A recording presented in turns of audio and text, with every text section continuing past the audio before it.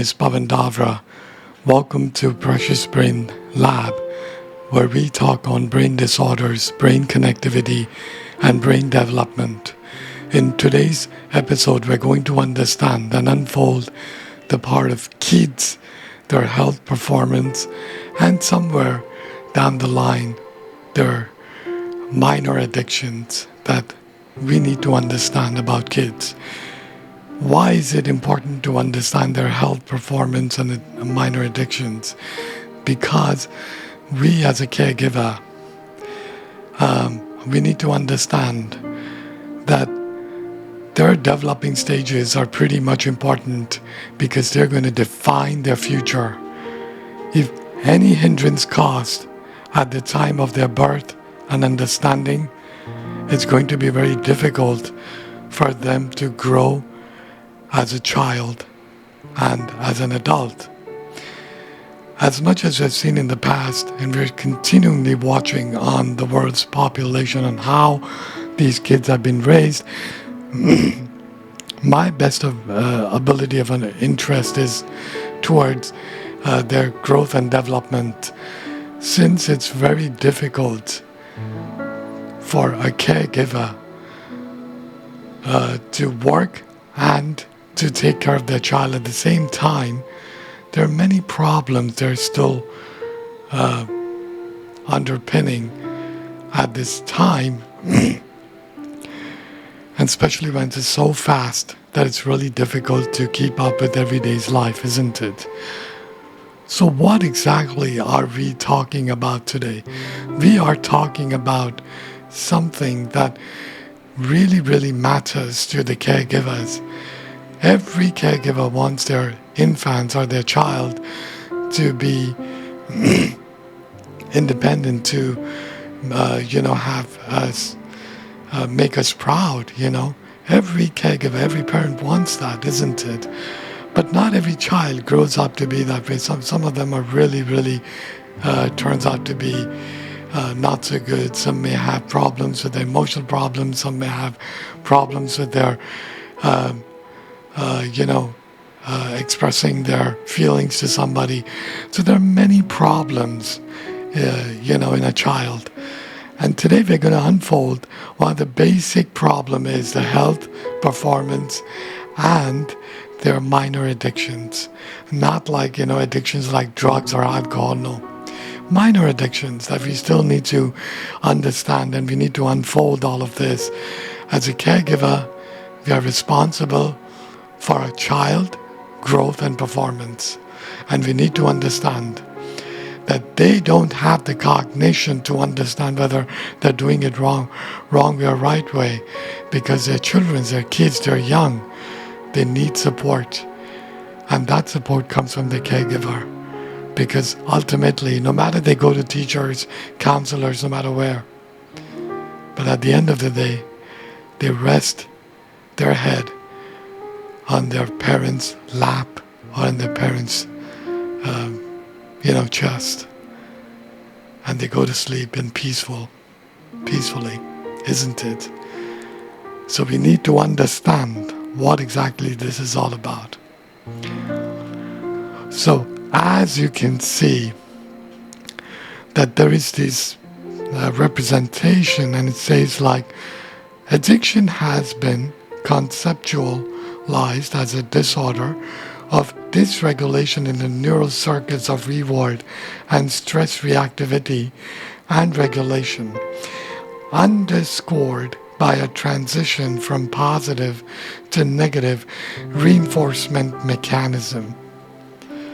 Are we still looking at this as something that a child does? Most of them are like, kids these days, gadgets. Well, the biggest thing that they love is gadgets. And they keep, and they want those gadgets, they're those ones that, no, I want this.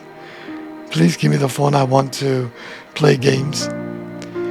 Even though you're an important call, you're doing something, but the kid would say like, I want to play games, I want to, eat something sweet, or I don't want to eat this vegetables, I don't want to eat this. I want to eat some pizzas, I want deep fried food. These things are on the surface when a kid is really stubborn. These are the minor addictions that I'm talking about in kids. But watch out from positive to the negative reinforcement mechanism.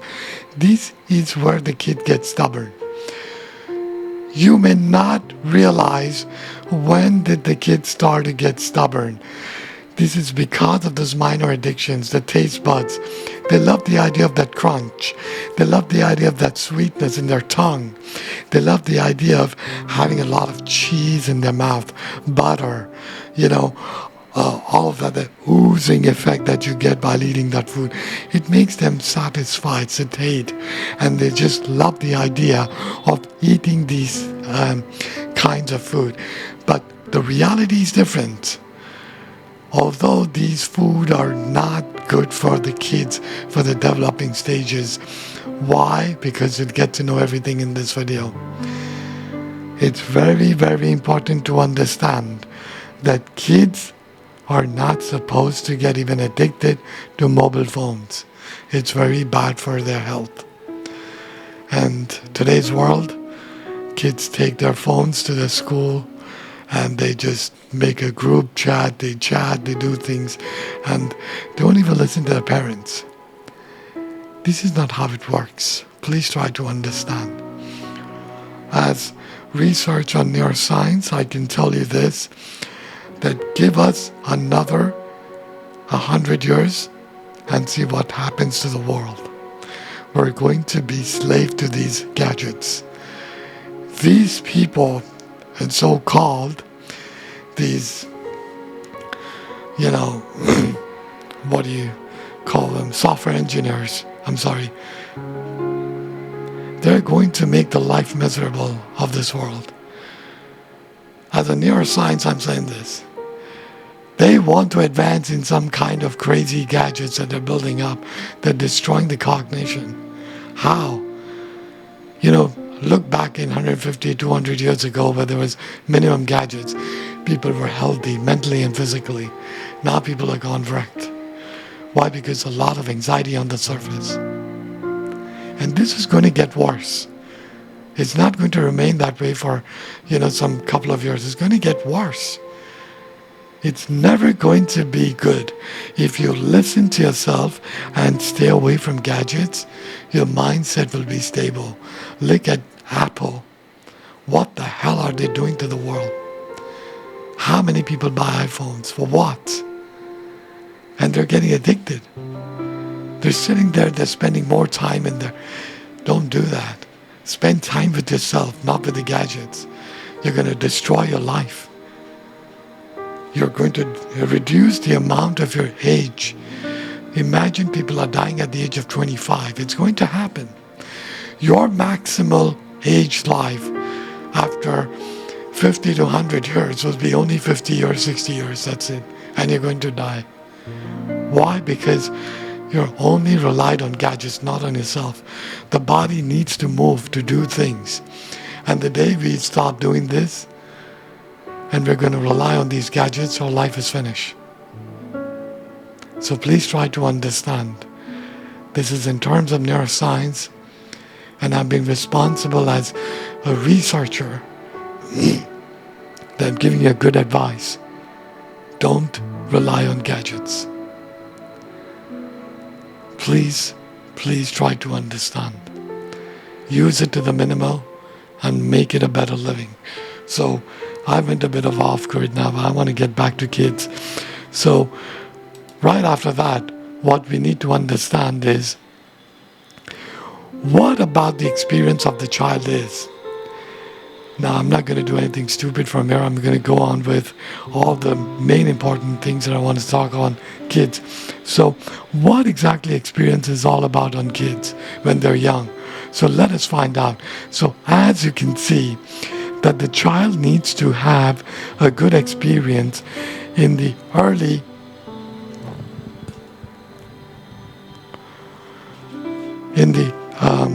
early stages of their lives, and there are roadblocks to experience as well. Once the child processes information in the brain, they start to believe this is their future. Absolutely correct. Please do not make a mistake of putting a child's head, maybe you'll do better in this field, maybe you'll do better in that field. Don't feed anything. They're at the developing stages. Do not force anything in their head unless they're sure by their own experiences that they get with time. Do not give them an idea that, you're doing well, you're going to do well in the future. That encouragement is false. Allow them, give them that gap to understand what is right and wrong. You see, this is how it works. Do not force anything at the beginning, but give them that chance to experience a little bit. And also do look up for that they do not feed in their head. And if they feed in their head, then in the later stages of their lives, their performance is going to reduce if they're not going to be there or they're not going to achieve it. They're going to be stagnant in life, their health going to deteriorate, and they might get addicted to certain substances with time. This is that stage which we call it pruning. Why do we call it pruning? Because this stage the child is learning the environment, the experience that he needs to get. This is that stage where we can rewire the brain. Please understand this. At an early age, if the child makes a mistake, you can rewire the brain. But if they grow and they live in there with the same kind of mindset and all of that thing they're doing, then remember what's going to happen to the brain. You cannot rewire it easily. It will take years and years of practice to bring them out of that kind of cycle that they're living into. So at an early age, round about between 3 years to 12 years, you could say, there are chances of them to coming out of it. But if you go beyond 15 years of age, then it's going to be very difficult because then they're going to have the stubbornness. I'll explain about that as well. But please try to understand that experience that they're living into, you need to be adjustable. Watch for the experience, what they're doing and what they're thinking, and then make your final move. Do not make a conclusion at the beginning that, he's doing good, he'll do good in the future as well. Let me encourage my child to do more. It is good to encourage, but don't fix their head that this is what your future is only. No. That is very dangerous mindset. That mindset is going to kill their life. Most of the deficits are going to be found in learning and memory then. They're going to shrink their memory to only one adaptable thing. And in the end, they won't be able to do much in that area. Then they're going to get pretty much sad and upset. So allow them to grow. Give them that space, but also be with them and teach them about the importance of that growth factor.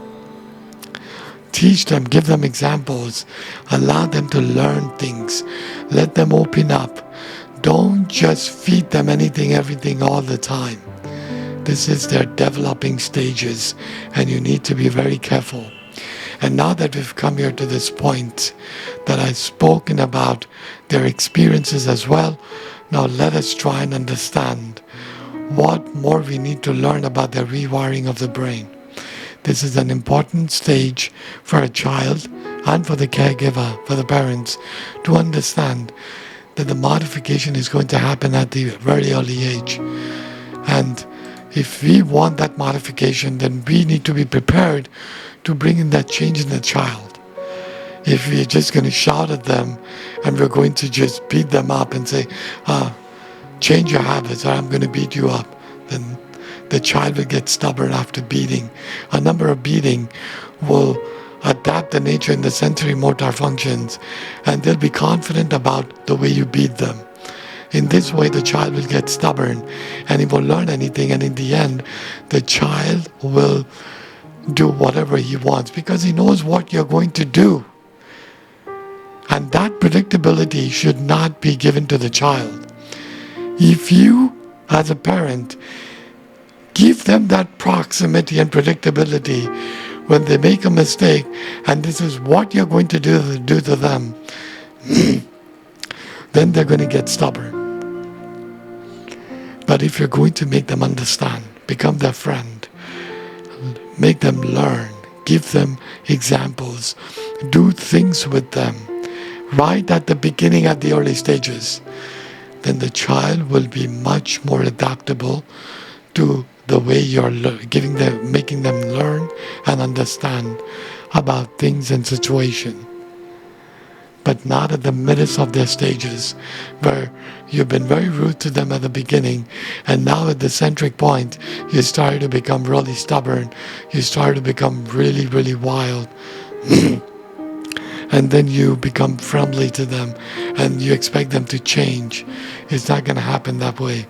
Right at the beginning, you should have a habit to become a very best friend of your child. So now that we've come to this point, let us try and understand about a little bit of rewiring. So as you can see,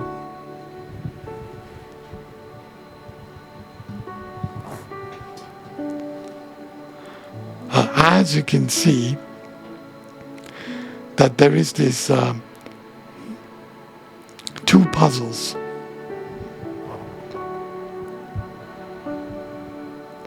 One puzzle says it's about kids, which is pretty much easy. You can see that, right? That puzzle giving us more and more easy pathways to reach to our destiny. But when you talk about the adults, you can see there, it's pretty much complex. And it's a headache to solve that. These are the two brains you're going to find in kids and in adults. Wow. This is that brain. Excuse me. This is that brain that's going to give us more answers to the questions. What are we trying to understand here? The kid brain is just like that puzzle. At any given time, you can modify that puzzle, which means you can modify the kid's brain. Kids between 3 years to 12 years can change their plasticity and can make it easy ways if they have their parents giving them that knowledge and understanding that yes, if you do this, if you give them examples, they can still change their wiring of their brain at any given time between 3 years to 12 years. Now once they cross at 12 years, then the brain starts to get complex. Till the age of 18, they're taking things in, but they're building a complex brain. It's not the child brain anymore. And right after they cross that 20 years of age, then it gets really difficult for them to rewire the brain easily. They will be excited to do more things ahead. What is we need to understand in these two sections is, excuse me, that once you get adult, you cannot rewire the brain easily. And when you're kids, there are 99% chances you can not only change your habits, you can change the way the child thinks, you can introduce them to new things, and that's where the advancement of kids grows. But as an adult, the wiring has set to a frequency that I'm going to do this, I'm going to do that, and this, you've been doing this for years. So the brain gets complex with too many things that you have adapted in life up to 25, 30 years of age. And then when you're going to rewire it, it will take a slow progress because now you got to change the entire plasticity. That's the difference between kids and adults. The kid's brain is at developing stages, and it's a very, very good thing that you can rectify those problems that you see at the early age. This is why I am strongly saying this, that please, as a parent, it's a responsibility for you to understand that the child rewiring for a better living, for better health, performance, and the part of their cognition, then please combine as a caregiver with teachers and counselors. At a very early age, you should be connected to these three people, not just teachers, but also with the counseling department. You should always have a better understanding between these people. They are at your best interest. Please have a better communication with them at an early age. That's the time you can rewire their brain.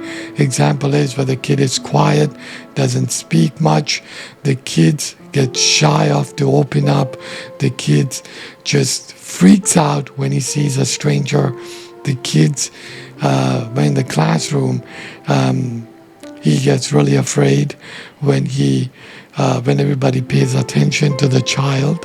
Another example is the child is stubborn when he's not learning anything and he wants to disturb the entire class, not ADHD, but a normal dopamine spike. So there are many examples that we need to understand. If your child is responding well, he's loving, he's caring, he's happy, he's enjoying his life, then you don't need to do anything, but you need to create a strong bond with them and make sure that they're not getting a bad habit. And then if you find any red flags, please have a better communication with teachers and counselors. Counseling doesn't mean that your child is having some mental disorder. Counseling is not about mental disorder. Counseling means is to improve the way you're living your life. That is a real counseling. Mental disorder is not about only counseling. Please try to understand. Let's say if you're going through some cycle and you don't know how to come out of it. So you seek help from the counseling. It's going to help you to get you out of that problem, get you out of that cycle. It's the way to live your life is counseling, not just about mental disorder. You should always have a counselor in your life, especially when you have kids. You should have a family counselor. I know I have this counselor, and this counselor is one of my family counselor, and she takes care of my family's mental well-being. When you have this, you're about to change your life for the rest of your life. Counselors means to improve your life cycle, not about mental disorder. That's a very wrong myth about counselors. It's all about, balancing your cognitive functions. They'll teach you how to stay balanced, how to come out of stress, how to solve your problems. Even if it's too complicated, they will help you step by step to come out of it. That is counseling. If you have fights with your family, fights with your spouse, kids, counseling. Kids having problem, counseling. Small problems, counseling helps you to come out of these conditions. It's not about being mentally ill. So now that you know all of this, that I need to make you understand that counseling is not about just mental disorder. It's about understanding that how can you grow your life for a better living. That is counseling. You may go to many people. Try counseling. They'll help you to find balance in your life. That's your job. And you'll be happy living your life. Like a family doctor, now your business is to have a family counselor. Once you have kids, have counseling. Because then the relationship between your parents and kids will improve with time. I'm not promoting counseling, but I'm just giving an advice for basic level. But if you have something more to it, then please refer to the higher department like psychiatric or neuroscience department that can help you to get answers to the questions that you're not getting from the medical department. So neuroscience can investigate and give more answers to your child problem. But let us go ahead and try and understand on a deeper level what is the major part of minor addictions in children and what we need to understand between high in energy and hyperness? It's a very good question, and every caregiver should understand this difference. I'm going to solve all this myth today. So let us try and understand. So as you can see, that from 5 years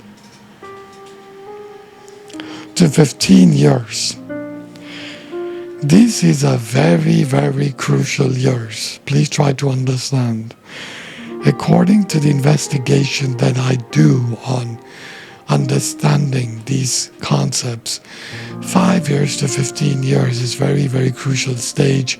And from 15 to 20 years is also a crucial stage. Minor addictions to children in these years, from 5 to 15 years, is sugar addictions. I state it as sugar addictions, but it is more like sugar is as equal as the addictions of alcohol or drugs or medicated prescription drug addictions. So they sort of give you that addiction that I want more of sugar intake. Even adults, they feel like, and I want to eat more sugar today. So that addiction is still there in the brain. But kids, it is more than the adults. Then comes the video games, then comes the junk food, and then comes reward addictions. These categories, deficits in children from 5 years to 15 years, it slows down their health and also the developing stages. The developing stages are pretty much crucial at this age, and if these hindrances are going to happen in them, it's going to get really bad.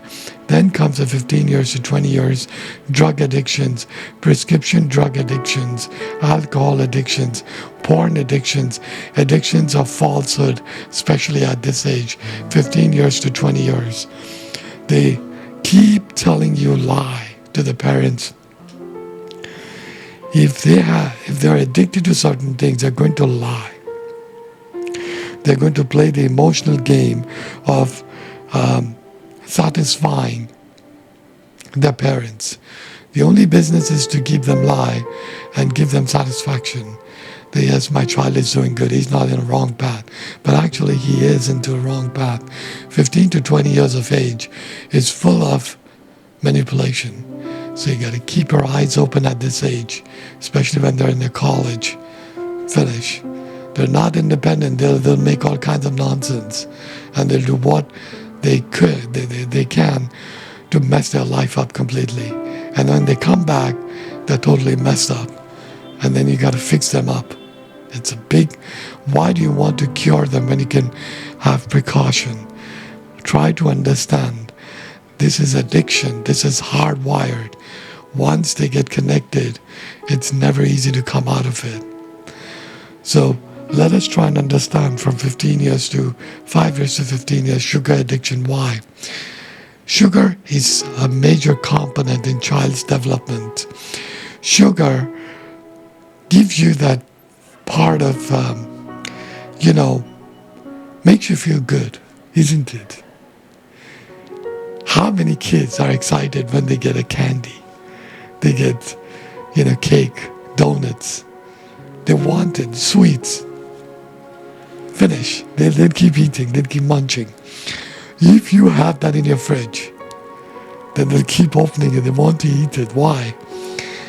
Because the circuitry is as good as receiving a reward in child. Receptors are so sharp that they love the idea of munching sweets. Why? Because the tongue plays an important role in the addiction role of munching. They keep doing that because they're getting the reward. It's a simple brain with a complex synapses happening inside. And that synapses is going to create a havoc if there's a decrease of sugar in them. They're going to be switched off. Like, imagine they're sitting.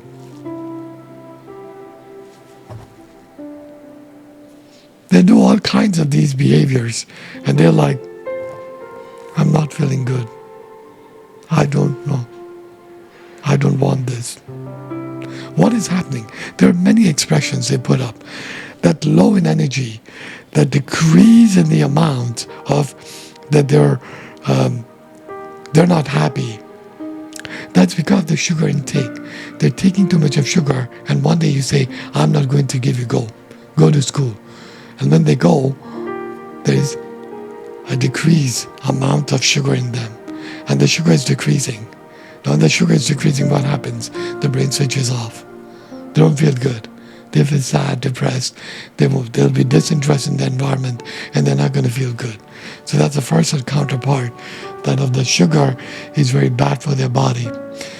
Too much of sugar is not good. Keep it in balance. Then comes video games. Oh my God. Mommy, Daddy, give me your phone. They play. No, I'm not giving. I want to play. No, I'm not giving. I want to play. What is this? Receptors catching this. They played something. What is happening? They're controlling that game. That controlling of that game is fixed in the head. They're enjoying because they can play in any direction they want. They've not done that. Why? Because you are controlling them. Now when in the game, they're controlling that game, they're loving the idea.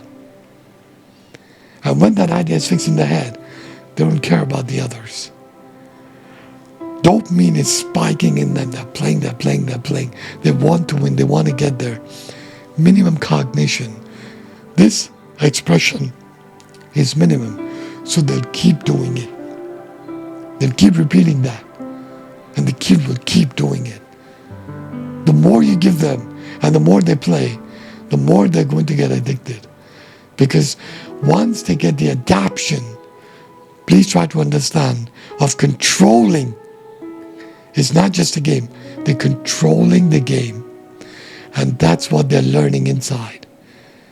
So the kids need to be educated on controlling, what controlling means. Simple pictures, simple examples to tell them that playing games is very bad for them, and physical games like moving their hands and legs, it's better for them. Not sitting down and controlling something, because the deficit is going to be found in not only in this area but their body functions as well. They need to play, they need to improvise their energy, because one thing you need to understand, progress of a kid is development. Deficit in kid is not development. This is deficit in kids. Health, performance, and addictions creates a major problem in these roadblocks. Then comes a part of junk food. How many parents, when they don't have time, they give anything they want to the kid, isn't it? In a recent couple of days ago, I was just sitting in one shop and I wanted to eat a sandwich, a vegetable sandwich. I'm giving an example. Now, right at the back, this was my table here, right here, and right at the back, family sitting, husband, wife, and kid. The wife goes and gets pizza for the child. And the child is somewhere around, I think, 8 years or 9 years old. She gets the part of the pizza. While munching on that pizza, the child is taking the top part, just extracting, just removing the top part and eating and leaving the bread alone. Mom got pretty much upset. What are you doing? I bought for you, right? You wanted this. I'm upset. Now you eat or don't talk to me. I'm not going to give you anything. Then what happened was the other person, the other child, there was a young child about 3 to 4 years, and they were sitting on the opposite direction. Now this child saw that child is getting French fries. So what this child does, Mommy, I want French fries. I don't want this. Then she says, mom says, you eat this now or don't talk to me. And then she gets upset. After 5 minutes, the child realizes she's upset. Mommy, you upset? I ate this I ate all of this. Now give me French fries. What is happening here? You see, we don't know how to communicate with the child. We should accept this. We should accept this as a caregiver. We don't know how to handle this. Then why do we blame that, our child is not learning anything in school? We as a caregiver, we should take help. Take help from the counseling department. Learn how to communicate with your child. Child psychology. Specialized department only for children. Go and talk to them. How can I interact with my child when the child is stubborn and not eating food? Child psychology. Very, very important at this stage. It's not about mental illness. This junk food is going to destroy your child's life. I'm not saying this for my, that I'm promoting some class. If I were doing something like counseling, then I would definitely do that. I would say, contact me and I'll talk to your child. But I do my research. I research on animals and stuff. So these things that I'm talking about is for our own benefits. The stubbornness is going to happen. And not every child is the same. You should realize. And junk food can destroy. What is going to happen if they eat junk food? We're going to understand in the later stages of my video what I want to make you understand. Then comes the part of reward addictions. This is very important. Reward addictions means the child is addicted to a certain reward. He's going to cry, but he wants that reward. My goodness. How many of you as a parent have seen this? That they're not feeling bad, but they're crying because they only want that reward. They're not feeling bad from inside. Please try to understand why. They're in the learning stage. The first thing that they learn as a child is to cry. So let's say I give an example. The child wants a mother's attention. And when the mother is not paying attention, the child starts to cry really loud. It's a basic psychology. But why do they cry? Because that's the only thing they've learned. They've not learned anything else as to why the mother is not paying attention. Anything and everything. If they don't get it, they're going to cry. That's it. They're going to cry really loud. And then you got to stop them. Why? Because that is what they want. And once they get it, they stop crying. But they cry loud. They cry. But if that child keeps crying all the time, then that's a different issue. Please try to understand. Where the cry child for a certain reward, then this you will understand that if you're going to say no, they're going to start crying. This is the first thing that's going to happen at the very early stages. As they grow, then they're going to get upset. How? They're going to fold their hands. They're going to sit down like this. No, I don't want this. Do whatever you want. No. And then they run away. That's the second stage of learning. They're learning. And then as they grow, they'll get upset and angry. I don't want this. Get lost. I don't need this. I'm going away. So as they grow, they learn those things, the features of how to get upset and how to get that reward. Only basic level. You give, I take. You give, I take. But that is where the child gets stubborn. So watch out for the reward addictions. Don't give everything to the child. You've got to understand, not every crying is a serious problem. It always comes from the space of reward and nothing else. How do you recognize that? Once you give them the reward, they're quiet. How do they do that? Well, at a very young age, when they're really small and they start to cry, parents always give something to the child. But when they're really young, they only know to, like move their hands and legs, and you hug them and they rest on your chest, they go to sleep.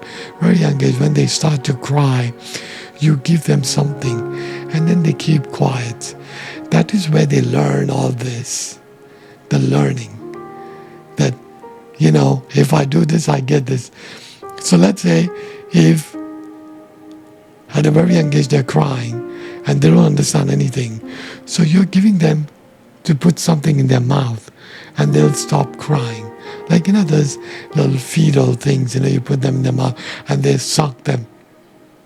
So that is where they start to develop this idea that, if they cry, they'll get something.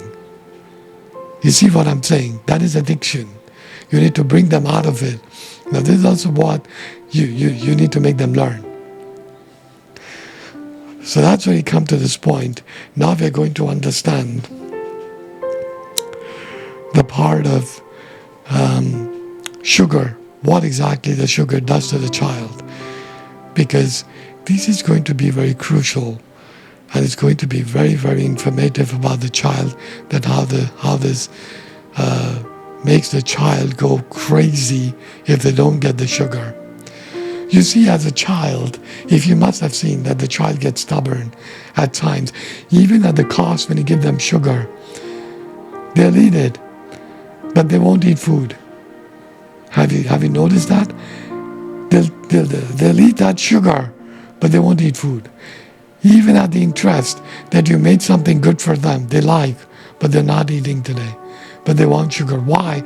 Because it's an addiction. They're only craving for sugar, not the food. Please try to understand.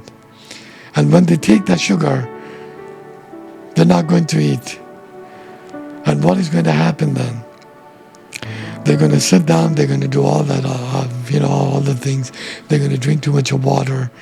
And then when the food comes, they'll be very picky. They'll take off stuff from that food and they'll eat very little. That is because they had a high craving of sugar, and that craving you have given them, and now they're not going to eat food. And when they eat, they'll nibble, they'll put in their mouth, and they'll take forever to put it inside. It's like they're not going to eat it easily. So that's the first sign of high sugar, of addiction in children. I'll give every example of what this child can seriously do to your brain as a caregiver. It's not easy, but it's not too complicated to understand their behaviors. So let's try and understand. As you can see, the sugar in candy, soft drinks, and fruit juices can cause dysregulation in the brain. Specifically, sugar stimulates dopamine in the brain, as well as opioid receptors, which causes craving for it. This is neuroscience. And this is something, you look at a child picture. Why do I laugh? I laugh because it brings me a joy when I talk about kids. I love kids, but that's something that I look out for. So kids is something that you look at it, they're licking that candy, that kid. The major receptor while eating food or sugar is your tongue.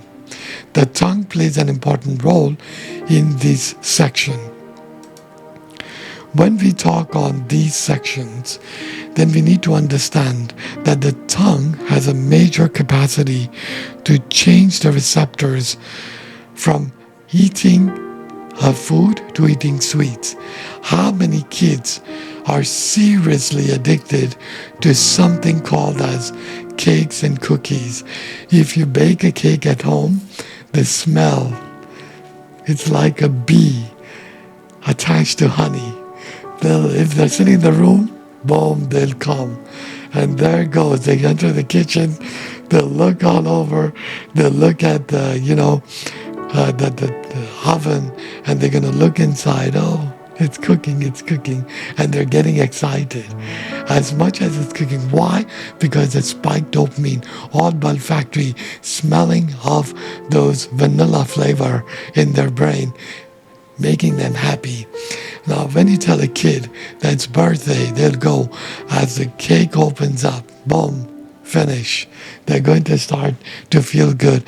This is because the receptors are increasing the value of sugar intake in children's. Those receptors are making them eat more and more of sugar. They want more and more throughout the day, something or the other. They want something in their mouth because tongue. This is a major receptor for kids to develop sweetness at an early age because it spikes dopamine. It gives them that satisfaction. Please try to understand this is more of reality. That if you continue to do this, then your child will have problems with their health. What health problems are going to get? Stomach upset, headache due to high intake of sugar, body ache, and there comes switching off, which means they're not feeling good at all. They simply want to hug their mother and they want to rest their head. That's it. That's because of high level of sugar that they're taking in them. Then comes a part of not interest in learning. If they spike dopamine before learning, they won't be able to study well. Deficit in nutrition. Too much of sugar drops the level of nutrition and the kids does not grow well. The developing stages reduces because of high intake of sugars. The third thing is reward is all about sugar. Very bad. As a caregiver, do not feed them sugar.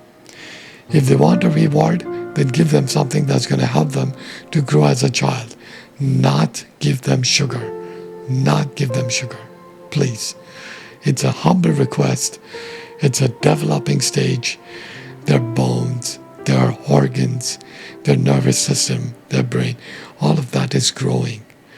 We don't want the toxic of sugar to stop them from growing. And one of them is obesity. You must have seen the child is, gaining a lot of weight because they eat too much and they eat a lot of sugar. It's very sad. But please try to understand this is very important at this stage.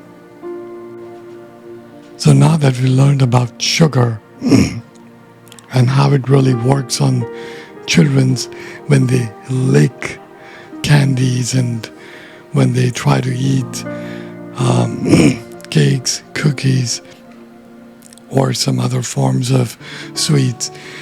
When they eat that, what happens to the receptors that we talked about?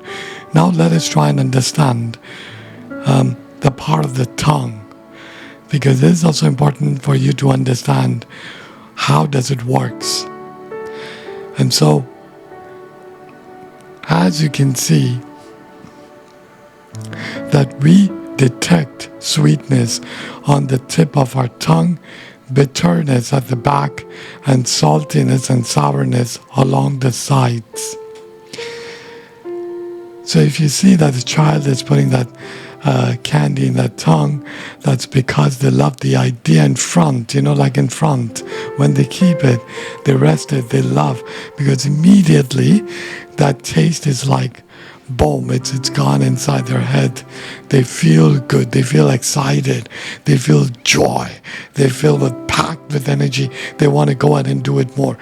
But then, if you go against it, if you go with the bitterness, which is at the back, let's say if you cheat them, you put something sweeter in front, and then that food item right at the back has some bitterness. So you can try this experiment, like something healthy inside the sweetness.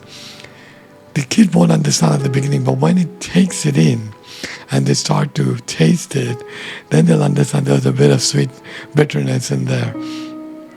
But there's just an escapism that how can you twist and manipulate sweets with healthy stuff for the kids? This is what the receptors you need to understand. That the moment they put it in, if it doesn't matches the tip of their tongue, which is the sweetness, they're going to switch off. They're not going to like it. There has to be a bit of sweetness in whatever they're eating. Please try to understand. If there is no sweetness, it's going to get difficult for them to understand what the hell am I eating? Because the first thing that they understand is sweetness. So if they put it in the mouth, you've got to convince them that this is a nice, smooth, sweet stuff that you're eating. You're going to enjoy it. But then again, there are some kids who like spicy food. There are some kids. That comes from a part of the genetics, where the parents were quite strong enough with the genes that they were eating a lot of spicy food. The kids adapt that behavior as well. And those genes are there in the kids, but they adapt it due to when they see their parents eating chilies, they start to eat chilies. So then that part of the gene is activated. It's not activated automatically. Similarly to cancer, to alcohol, to drugs, to anything that the parents have done, the genes gets into the child, but those genes are only activated when they evolved in that certain activity. Not just it gets activated by its own and they get drug addict or they get some kind of, some addiction. No, it's never like that. Even cancer, it's a myth. Example, I was fighting with my life, and if I have kids, then he'll have those genetic defects. Yes, he will have those genetic defects, but he will not have cancer. Unless and until he doesn't do those things, those activities, or those things that can trigger those cells areas that can activate cancer. You see what I'm saying? It's going to be there in them, but the only thing is that if they don't do it, it won't get activated. But if they do it, it'll get activated. So it's in the hands of child what they want. And as a parent, we should know that how to take care of the children as a caregiver. So this is how you should know about yourself before having a baby. I'm single, so I don't talk about myself much. But I'm just saying that, if you have kids, then you should know about yourself, how good you are in terms of your genetics, how strong you are, and how much healthier you are to have a healthy kid. Your environment should be peaceful. You can go around and check my previous video on genetics for kids. You will see all of that what I've talked about. It's going to be really, really in depth. And if you understand that concept, this is also pretty much cooler and easier way to understand. But anyways, when we get to this point that the tongue plays an important role, it's a receptor. The point, the tip, is very important for kids because that tip is really sharp. Anything that they put in, the first thing is that this tip is involved highly in kids. Not just, they put inside. No, the tip activates first. So you give that signal, it's sweet or not. And then when it takes it back, and then throw it out.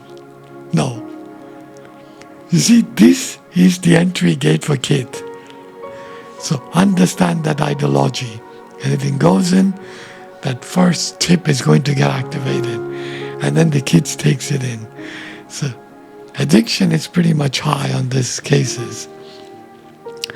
But then we've come to this point. Let us try and understand that if the tip is involved in all of this, then what about high energy and hyperness?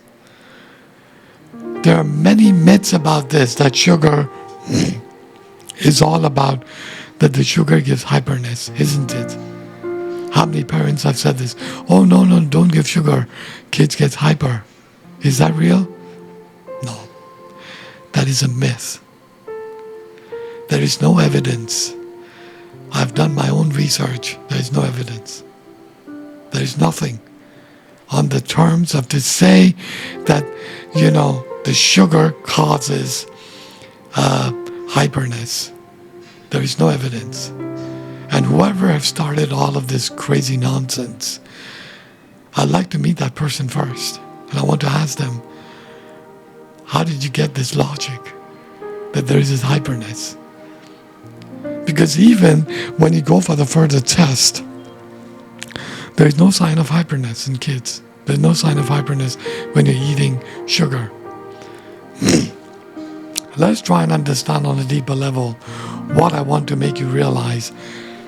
Because then you'll know that kids, when they eat sugar, it's not hyperness. It's something else. So let us try and understand this myth. So as you can see, that high in energy, sugar provides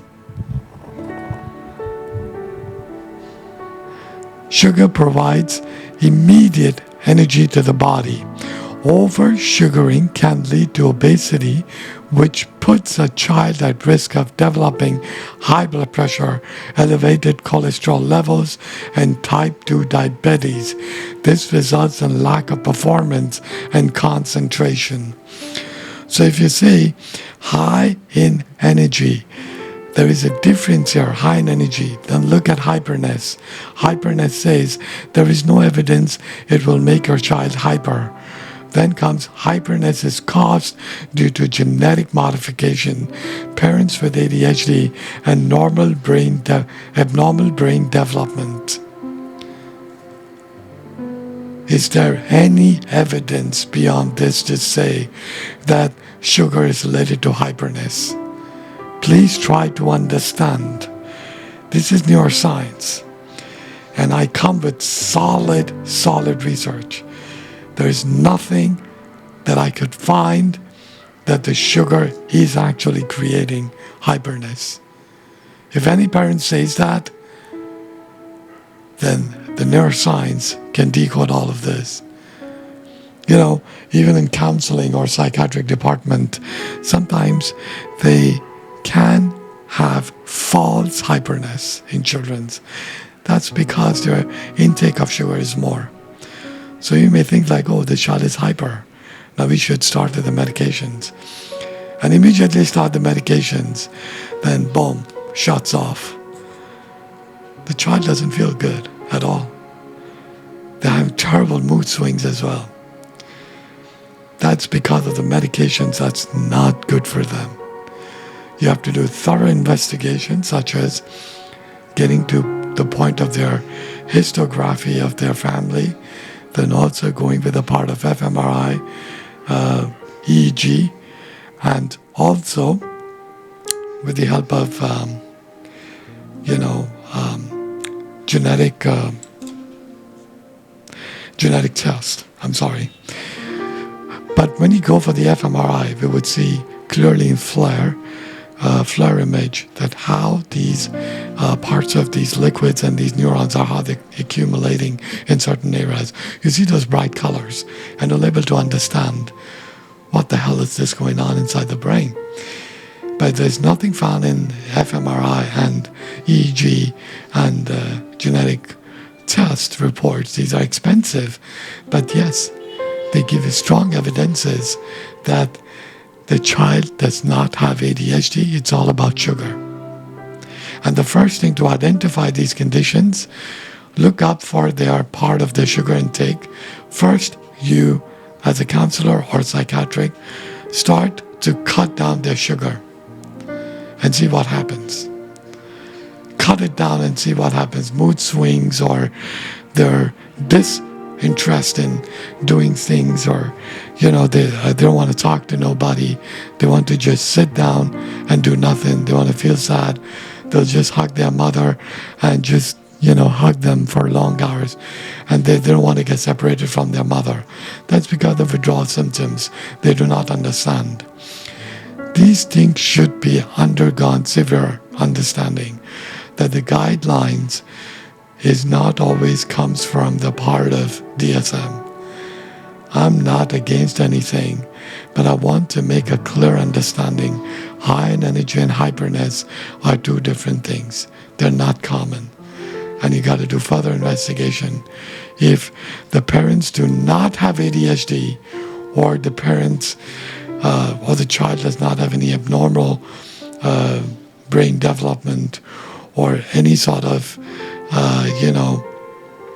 major brain accident or something that has happened and damage to the brain that happened, nothing and sort of such, and they come up and say, my child is hyper, or they're disturbing the class, what are we supposed to do? And then don't go directly for ADHD. The first thing is to understand their energy levels. Where is it coming from? And then when you understand their diet and their non-productivity as well, then you'll be able to understand that it's not about ADHD. We need to rewire the brain, and we need to cut down the part of the sugar. And then you see the performance level will change, extremely change. But if there is something you find, then you go for further investigation. I'm not stopping. Give them medications. Do whatever they can to balance their ADHD. Yes, I will come up with ADHD as well. I'm preparing for that as well. So no doubts all your doubts will be cleared in ADHD as well. Now that we've come to this point, I really want to make you understand that one thing that you need to realize as a caregiver: reduce the amount of sugar. Watch out for non-productive activities. As a neuroscience, like a research on neuroscience, developing stages means growth. Growth means I will give every sort of knowledge to best of my abilities to make my child the best, growing child. They should understand emotions. They should understand how to communicate with others. They should also have a better cognition in learning and memorizing. And also, they should be good in playing games with their hands and legs, not just sitting down playing video games, and less amount of gadgets. This is the developing stages, and they should be given all these things. But then when we come to this point, now what are the important things that you need to understand as a child? What do you need to understand as a caregiver? This is also important. You see, this is where we are lacking behind. What we hear is not everything the truth. And that's why I say, as a parent, young child always should be supported by a third person. Family doctor, family counselors. If there is any further investigation is required, you can contact the psychiatric department. You can contact neuroscience department. You can contact neurology department. They'll also help you in developing stages. If you find something abnormal in their motor functions, contact these departments, and we can do further investigation to understand what is happening to the child from inside. So what is the lookup that you need to understand? So as you can see, child's health and lookups, child's health, that's the important thing. What is that? Exposure to strong medication, parenting and stress, a roadblock in a child's brain development. This is, please avoid this. Please avoid this. It's my humble request. Chips plus Coke, fries plus shake, deep fried chicken plus donuts. Avoid. I'm begging all of those caregivers, please, please don't do this. Avoid it. For God's sake, it's a developing stage, and this can cause serious problems. What are the serious problems? Look up for sleep pattern. The sleep cycle will change if they keep eating, munching on these non-healthy things, And then what happens? Increase of these things I'm talking about will increase non-productive activities, which means they won't be able to understand. Learning and memory will get weaker because addiction is high on chips, Coke, fries, shakes, deep fried chicken, and donuts. These combinations are so dangerous that it can seriously affect the child's growth. The CNS, for God's sake, CNS is a very, very important thing. CNS is something that any deficit found is going to affect their cognition or their motor functions like hands and legs, rigidity. It's very important for you to understand that the child should not be given these combinations. Please, for God's sake, fries and shake, how much are you giving them? It's not good for their development. It's never good. Then what happens?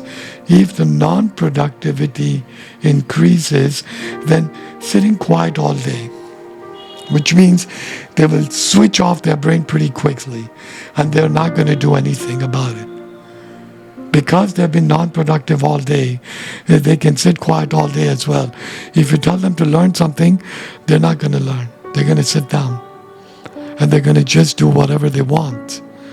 Humble request to understand.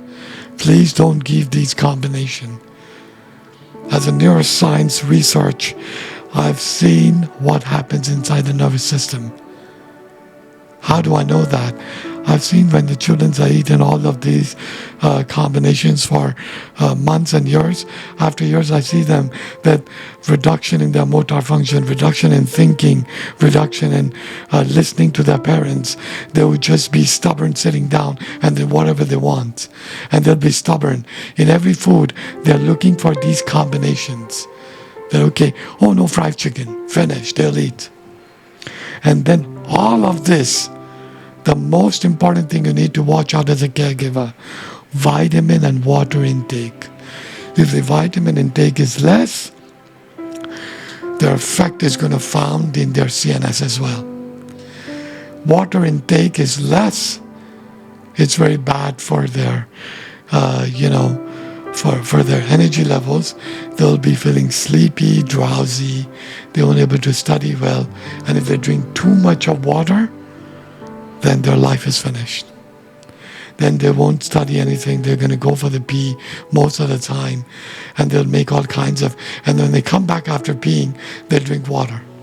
No, I'm thirsty. They're not thirsty. Please try to understand. It's an addiction of drinking water. This needs to be understood. That if they pee, they come back, they drink. And whenever they pee, they come back, they drink. It's an addiction. Count how many ounces of water they're drinking in a day. If they go beyond a certain limit, then it's very bad for the kids.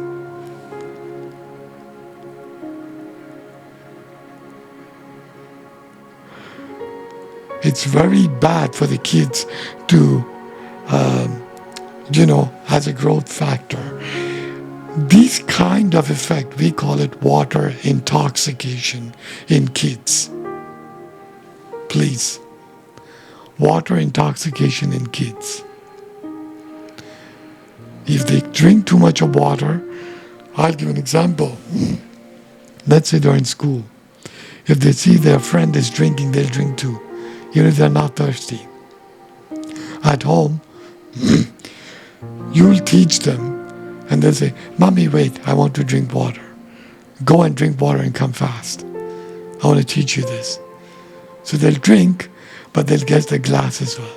And they'll drink slowly. They'll do. Now I want to go and pee. After 10 minutes, you'll get frustrated. I told you not to drink water, and I want to go and pee. what is happening here? Water intoxication. They'll come back, you'll stop them, they'll drink water. Watch out for all of this. This affects the child's health and performance. And it also makes the child convinced that they need to drink water most of the time. It is good for me. And they keep drinking, they'll keep drinking. No matter they're thirsty or not. And watch out for this. Watch out for one more thing that I want to say. If they're eating food, then they'll eat, but they'll drink too much of water. This is because the water intoxication. They will eat food, but they drink too much of water. This is a sign of water intoxication. They're drinking too much of water. These small things can affect their health pretty bad. I'm not good enough to say how much of water does a child has to drink. You can look up in Google.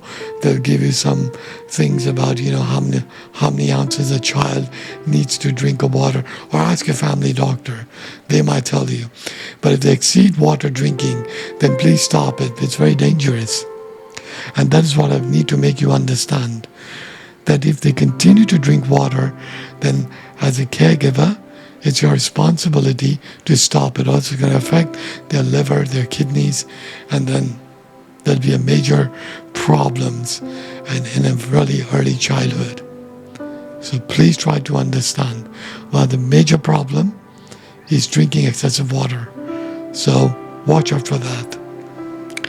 Then comes the part of how do we understand about the brain?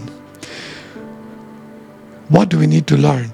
So as you can see, capacity for change decreases with age. So the brain capacity for change decreases with age. That is correct. In early childhood, the brain is the most flexible, but as the maturing brain becomes more complex, it is less capable of reconstructing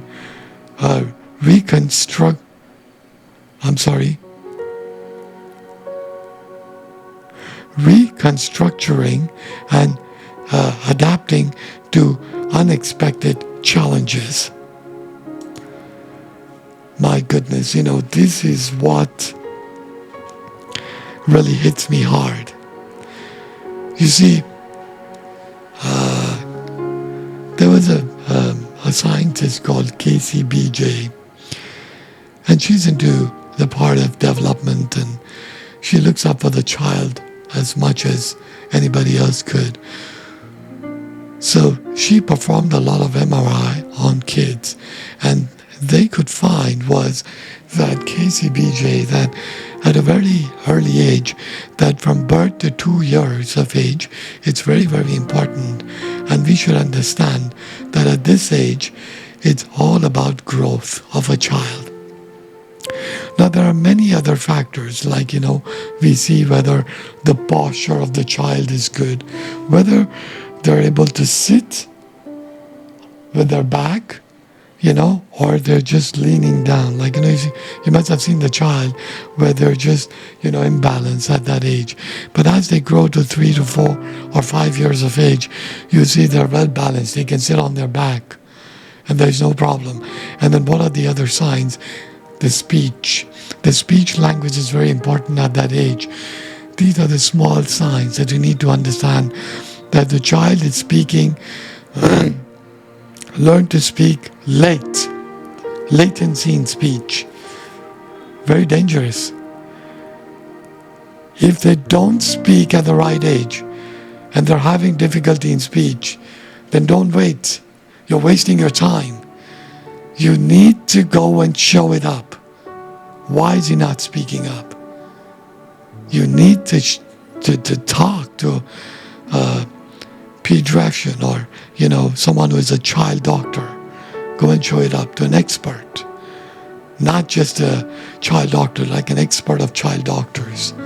Expert who is practicing for almost 30, 40 years, 50 years. Show it to them. and see what happens. But I'm saying this for your own good.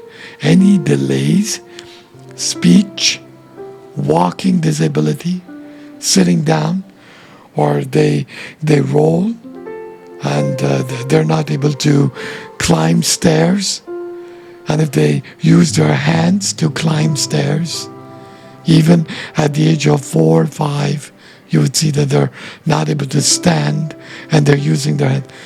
Please show it to the doctor. Don't delay.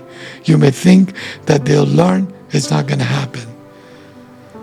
It has to be concerned with the right age, that if any delay is found, you need to show it to the doctor and get it fixed at an early age, because the brain will change its plasticity.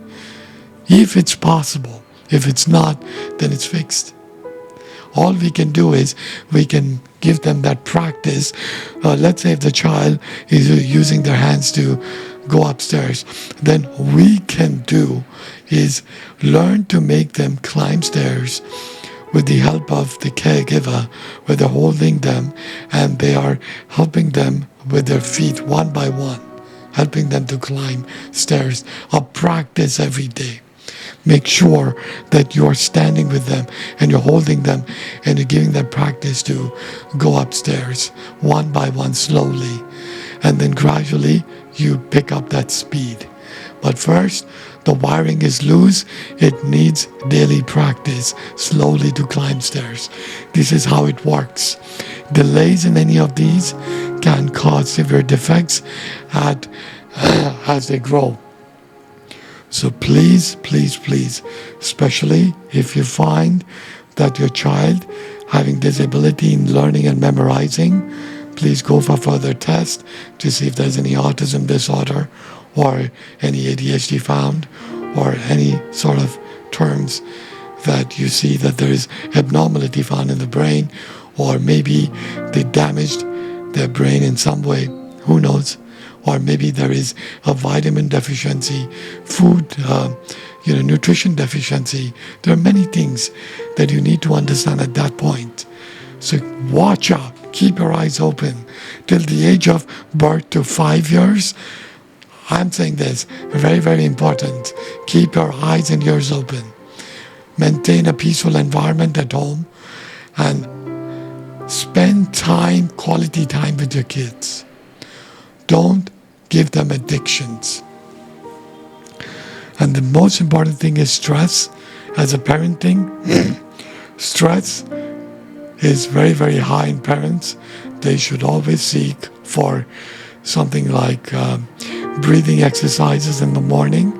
You can also go for meditation. But I would recommend you as a parent, if I recommend you, then breathing exercise would be the best thing that you can ever do. Breathing exercise for parents is very, very important in the morning as you wake up. Spend 15 minutes and you'll feel relaxed. So every day do breathing exercises so you can have a better relaxation and you can take care of your child. So as we have come to this point, we've come to the last sections of all of this. I'm going to cover all of this now. I'm going to wrap up pretty quickly. So what about the other stuff that I want to make you understand is, as you can see, brain plasticity gets stronger as the child progresses. The child learns to cry for a sense of attention from the caregiver or craving for a reward. Increasing stress and exertion due to non-productive activity. Non-productive activity profoundly affects the child's emotional growth and also defects found in the areas of skills, learning, and memorizing. Please, as a parent, I'm giving an advice that, let's say if the child does something, he's playing something non-productive, and every day, if he keeps repeating those activities, please listen carefully, it's for you. The plasticity will get stronger, the connection in the brain, and by default, they will keep doing these activities for weeks, for months, for years. It'll be very difficult for them to get them out, because once that plasticity gets stronger, let's say at the age of 3, they're getting non-productive. Until the age of 5, they're doing all of this. For 2 years, they're doing this. And you've been ignoring these signs. Then what happens is that it's very difficult for them to make them learn and do things. What happens after that? The child learns to cry for a sense of attention from caregiver or craving for reward. This is a false alarming. The parents should understand why the kid is crying. When the kid is just crying, and if you give them a reward, they stop crying. That means they're addicted to that reward. And that wiring is actually adjusted in such a way that when they grow up, they're going to be stubborn. Even when they say no to you, when you say no to them, they're not going to listen. They're going to do things that they want, they think is right. So that's very dangerous in that department. You need to understand as a caregiver that these things are not just about giving them reward. Oh, I'm tired, I'm stressed out. I should give them something so my child will stop crying. That's very dangerous because their wiring is changing. So they understand certain reward and recognition. I want attention, I'm going to cry. I want this chocolate, I'm going to cry. I want this, I don't get it, they're going to cry. And the worst thing is if you're going to the mall and they're asking for shakes and fries and all of that, if they don't get it, they're going to cry. They're going to cry loud. They don't understand how many people are there, whatever, wherever you are. All they understand is, I need my reward, I'm going to cry, top of my voice. And then they'll take them aside. You want to, cuddle them, you want to stop them from crying. That's because of they understand that language. I don't get it, I'm going to cry. Mom is not paying attention, cry. I'm not getting my favorite food, cry. You see what is happening here? Some of those kids, when you feed them food, when you offer them food, they cry. That's because that's not in their zone. They don't want this, and they will cry. Then comes increasing stress and exertion due to this is very important. Watch out for the non-productivity. They'll exert, they'll drain all that energy. By the end of the day, Mommy, I don't want to eat. I want to go to sleep. I'm tired. That is because increase in non-productivity. This non-productivity affects child's emotional growth. They don't grow well. Their emotions are stagnant because they don't learn anything. They'll do all kinds of nonsense all day. You have to take care of it. And if you want to know why they're stubborn like this, in my previous video, I've talked about the inside part of the biology of child's brain. Watch out for it. It's all about how the child gets stubborn and how the limbic system is responsible for all of this. It's clearly given. And then comes skills, learning and memorizing, all of that. Very bad. Very bad. It's going to affect the child's learning, memorizing, and their skills with deficit. They do whatever they want. Why? I'll give an example. Let's say if there is this, you must have heard about lions, right? Of course. Lions, when their kids are born, the mother, the lioness, they teach their child how to hunt, how to stay in that loop. And when they get mischievous, they bite them. They bite them on their neck. They bite them. And they take them aside. So what they do, they teach them, oh no, go here, do this, do this. So they teach them hunting. And the moment they set them free, They catch them and they make them do it again. Chimpanzees, our cousins, fellow cousins, their children's, they also teach how to communicate, how to jump, how to selectively eating things, and how to, communicate with and the moment they get wild, their parents, their mothers, they catch them. Stay here. What is happening here? Even the animals understand that non-productivity, you set them free, it's not good. They should be in alignment. And as a parent, they should be in alignment. Non-productive activity, which does not give anything, only mischief and loss of time, loss of self-development can cause this problem, hindrance in child skills learning and memorizing. Even animals, I give an example of lion, chimps, there are gorillas, even gorillas, they're like that. They play with their child. For their self-growth in gorillas, they play with their child. They give them that play time, but they also make them understand what is right and wrong. They make them learn things. The animals does that. Why can't we do it? We are the human beings, and we should not give them time to do non-productive activities, especially at the early ages. If they keep doing that, then please seek help. You want further investigation? Then neuroscience.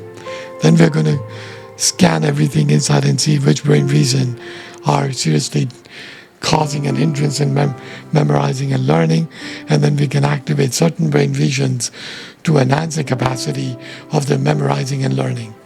This is what neuroscience does. So when we get to this point of understanding, then we should understand the brain circuit as well, isn't it? That is also important. We want to have a better brain circuit.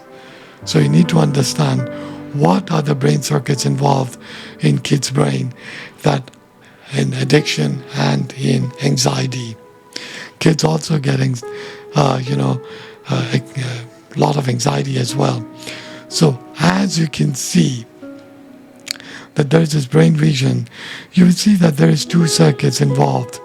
And you would see that there is amygdala, hippocampus, PEG, hypothalamus, then BNST, which is pretty much closer to the corpus callosum. And you would see that there is this BNST, VS, and amygdala. These things are involved, two different circuitries, but what is common in them is the part of amygdala and BNST. I've never talked much on BNST because it's not much of my interest in my arc, but recently I've done a lot of research on BNST as well, trying to understand that how it's involved in addiction and anxiety, which is why I brought this. This circuitry, as you see in two difference, that there is difference of hypothalamus, and hypothalamus is one of those regions that are involved in addictions as well. But here, in child's brain, it's more of the BNST and amygdala. Because the taste gets familiar inside the brain, and they just want to increase the capacity of re-experiencing that addiction. Chocolates, burgers, pizzas, fries, cokes, donuts, all these deep fried food. They want to re-experience it. And then the anxiety increases because they're not getting those things from their parents. These addictions are pretty bad for the child, because once that wiring gets stronger, like I said, between the brain regions, it's very difficult to change their plasticity. But at the early age, you can do it. It's possible. But if they grow and become a teenager, then you need to seek help of counselors and psychiatric department. But if you want further investigation, neuroscience. I'm not going to get deeper into all of that. Neuroscience, in terms of addictions, then the investigation is deeper. It goes down to pinned down to the genetics, their nervous system, and their brain plasticity by understanding the brain regions where it's severely damaged, and is there a chance of that we can repair certain brain regions by activation of those regions. It's a very deep investigation when it comes to neuroscience.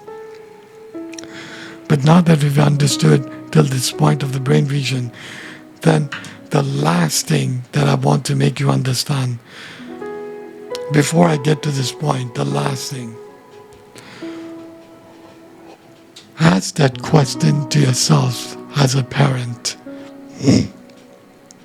What is good for my child? Remember, it's a growth factor. What you've done in your childhood, now you've got to enhance that knowledge so you make a better living for your child. Ask as a parent, what is good for my child? I had a bad time in my childhood. Example. Then what is good for my child? What can I give to my child? Not by giving reward, by enhancing their emotional intelligence, by giving them good advices.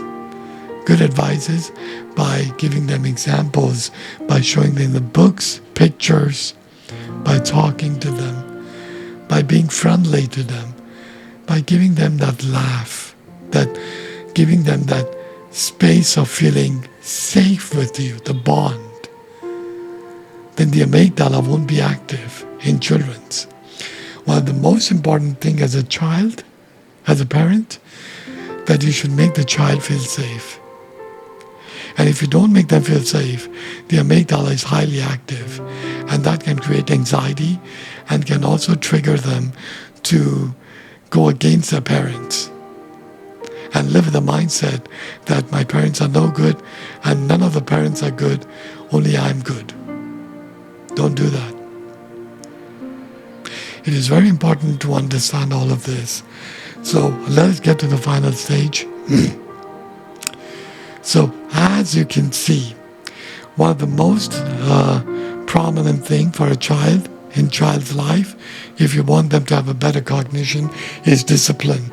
Discipline plays an important role in child's development and growth. Why discipline? Discipline will help you to control the limbic system. The limbic system is only controlled by discipline, not by anything else. If you set them free, the limbic system will make them do whatever they want. So limbic system, to control the wilderness, is through discipline. And that's how the child will grow. Discipline in eating, discipline in studying, discipline in playing games, and discipline in sleeping. All of these factors are very important. Then comes supply of reward, feeding non-productive activity. Do not feed them reward when they are doing some non-productive activity. If you feed them when they're doing some non-productive activity, then it is very dangerous. Do not feed them a reward, supply of reward when they're doing non-productive activity, because it's going to increase their non-productive activity, which means, my parents are giving me everything. I don't need to study. I don't need to learn anything. I'm just going to do whatever I want.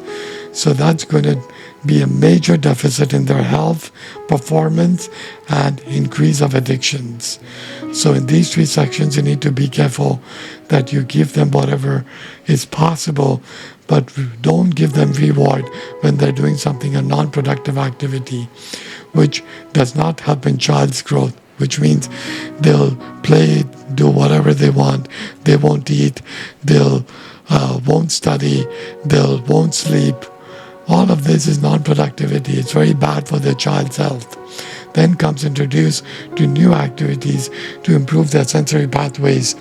The new activities means like how you can enhance the capacity of their studying when they're playing games, which means they can improve their cognition, their health. which means they play games, but they're learning at the same time. The health is improving. They're not, you know, they're not draining their energy unnecessarily. They're draining their energy, but they're learning new things.